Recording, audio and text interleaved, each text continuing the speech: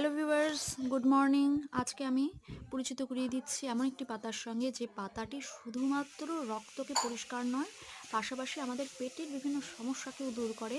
বন্ধুরা, এই পাতাটিকে আপনারা সেদ্ধ করে খেতে পারেন এবং সেদ্ধ করার পর জলটা খেয়ে ফেলার পর যে পাতাগুলো থাকছে সে পাতাগুলো বেটে নিয়ে এভাবে রুটি বানিয়েও খেতে পারেন। এতে আপনার পুষ্টিগুণও থাকছে, সাথে সাথে শুধু আটা রুটি খেলে দেখা যাচ্ছে যে অভাবটা থেকে যাচ্ছে। আমার মনে হয় মিনারেলযুক্ত যেসব খাবারগুলো সেগুলোকে অ্যাড করা উচিত। সেইজন্য আমি এভাবে প্রায়শই খেয়ে থাকি।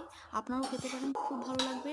আর যারা এই গন্ধের জন্য কুলেখাড়া পাতা খেতে চান না, এই পাতাটা অ্যাকচুয়াল কুলেখাড়া পাতা ছিল, তারা এভাবে খেতে পারেন।